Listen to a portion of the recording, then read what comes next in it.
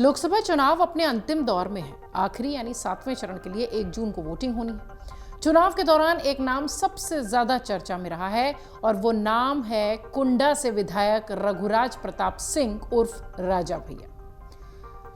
हम बात कर रहे हैं राजा भैया की। लोकसभा चुनाव के 5वें चरण के पहले तक राजा भैया का कहना था कि वो किसी पार्टी को समर्थन नहीं देंगे, लेकिन 5वें चरण के मतदान के बाद राजा भैया ने मीडिया के सामने सपा के उम्मीदवार के लिए वोटरों से अपनी बात कर दी। मीडिया रिपोर्ट के अनुसार राजा भैया अगर सपा उम्मीदवार के पक्ष में बातें कर रहे हैं तो बीजेपी के खिलाफ ही वो माना जाएगा। राजा भैया जब वोट डालने गए तो अपने बयान से उन्होंने बवाल मचा दिया। बीजेपी के विरोध में कई बातें वो बोल गए, जिसके बाद उनके समर्थक सपा की रैली में भीड़ जुटाने लगे। कहा यह भी जाता है कि समर्थक अखिलेश यादव जिंदाबाद के नारे लगाते हैं और खुद राजा भैया बीजेपी का खेल खराब करने में लग जाते हैं। ये सारी बातें हम आपको बता रहे हैं 5वें चरण तक की, लेकिन अचानक कुछ ऐसा हुआ कि एकदम से मामला उलट गया। हम ऐसा इसलिए कह रहे हैं क्योंकि जो राजा भैया 5वें चरण तक वोटिंग जब तक हो रही थी कुछ और बयान दे रहे थे, उसके बाद उनके बयान में सीधा सीधा यू टर्न नजर आया। यह बदलाव उस वक्त देखने मिला जब राजा भैया देवघर वैद्यनाथ धाम दर्शन करने पहुंचे और बाबा वैद्यनाथ के दर्शन के बाद राजा भैया गोड्डा के बीजेपी उम्मीदवार निशिकांत दुबे के घर गए। यहां मीडिया से निशिकांत दुबे की जमकर तारीफ करते नजर आए।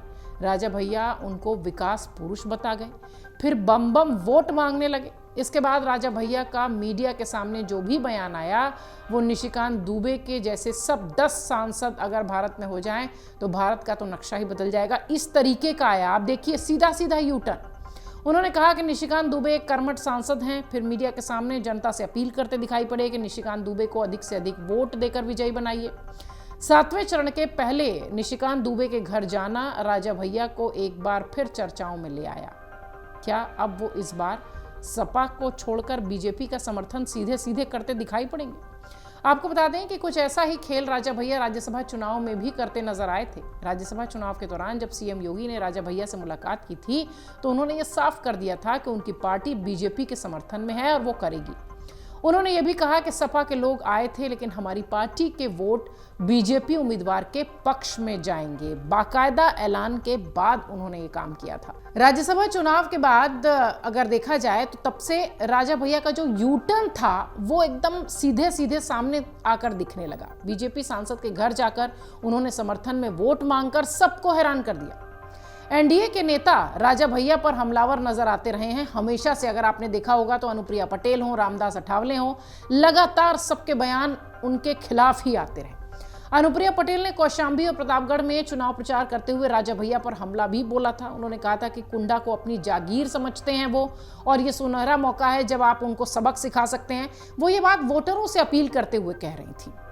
वहीं रामदास अठावले ने अनुप्रिया पटेल के बयान को सही ठहरा दिया और राजा भैया पर निशाना साधा। कुछ हफ्ते पहले ही राजा भैया और केंद्रीय गृह मंत्री अमित शाह की मुलाकात हुई थी। आपको याद होगा हमने तस्वीरें दिखाई थी। तब से ये अटकलें लगाई जा रही थी कि राजा भैया अब बीजेपी का रुख करेंगे, लेकिन मुलाकात के कुछ दिन बाद ही राजा भैया ने अपने समर्थकों के बीच ऐलान कर दिया कि वह स्वविवेक से उम्मीदवार को वोट दें। राजा भैया के लिए कहा जाता है कि उनको समझना मुश्किल ही नहीं नामुमकिन है, और शायद कुछ ऐसा ही वो करके भी दिखाते रहे हैं।